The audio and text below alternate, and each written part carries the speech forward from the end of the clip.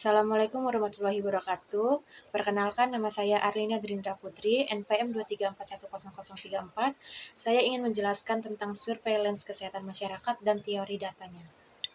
Surveillance kesehatan masyarakat adalah kegiatan analisis sistematis dan berkelanjutan terhadap penyakit dan masalah kesehatan untuk menyediakan informasi epidemiologi yang mendukung pencegahan dan pengendalian penyakit, penentuan prioritas, kebijakan, perencanaan, pelaksanaan, dan yang terakhir evaluasi program kesehatan.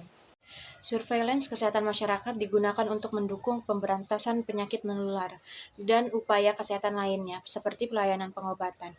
Surveillance menyediakan informasi epidemiologi untuk perencanaan, pelaksanaan, pengendalian, pemantauan, dan evaluasi program kesehatan, serta sistem kewaspadaan dini. Selain itu, surveillance membantu menentukan kelompok beresiko, agen penyebab penyakit, reservoir infeksi, keadaan transmisi, dan terakhir karakteristik wabah.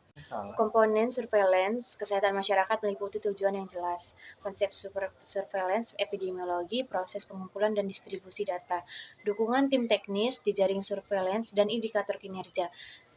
Strateginya mencakup pengembangan surveillance sesuai kebutuhan, peningkatan mutu data, profesionalisme tenaga epidemiologi, pengembangan tim, peningkatan jejaring, serta teknologi komunikasi yang terintegrasi.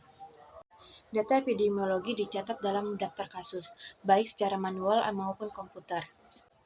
Pengumpulan data dibagi menjadi surveillance aktif, petugas mendatangi sumber data, dan surveillance pasif, petugas menunggu laporan. Data diolah menjadi tabel, grafik atau peta, dan melalui tahap editing, coding, tabulating, serta penyajian dalam bentuk tulisan, tabel, atau grafik.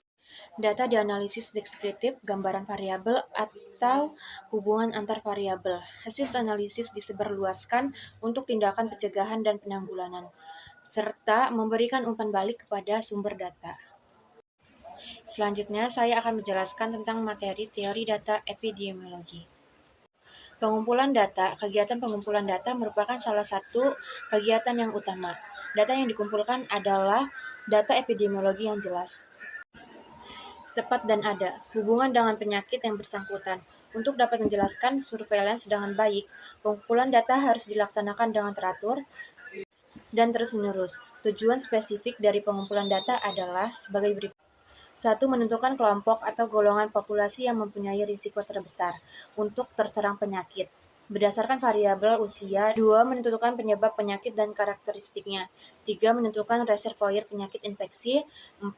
Memastikan keadaan yang menyebabkan berlangsungnya transmisi penyakit. Dan yang terakhir adalah mencatat kejadian penyakit secara keseluruhannya. Pengumpulan data. Kegiatan pengumpulan data merupakan salah satu kegiatan yang utama. Data yang dikumpulkan adalah data epidemiologi yang jelas, tepat, dan ada hubungannya dengan penyakit yang bersangkutan. Pengolahan data. Pengolahan data bertujuan untuk menyiapkan data agar dapat ditangani dengan mudah. Waktu dianalisis dan data bebas dari kesalahan yang dilakukan pada waktu pengumpulan data. Pengolahan data dapat dilakukan dengan tabulasi data, penggunaan grafik atau pemetaan, dan penggunaan angka statistik. Selanjutnya, analisis data. Kegiatan pengumpulan data epidemiologi harus dilakukan secara teratur untuk menentukan kelompok resiko, penyebab penyakit, reservoir infeksi, dan transmisi penyakit, dan mencatat kejadian penyakit secara keseluruhan. Selanjutnya ada interpretasi data. Interpretasi atau kesimpulan hasil surveillance adalah penyampaian pokok hasil analisis data sesuai tujuan surveillance.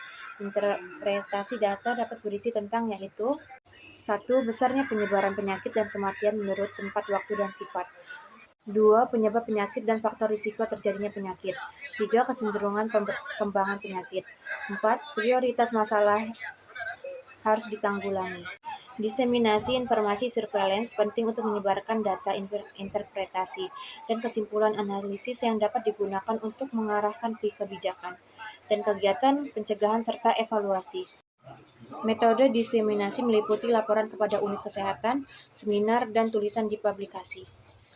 Rekomendasi kepada penanggung jawab program pelaksanaan surveillance.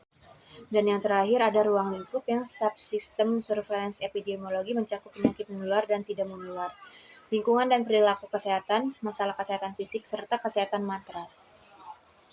Sekian dari saya, segitu aja. Wassalamualaikum warahmatullahi Nanti wabarakatuh. kalau main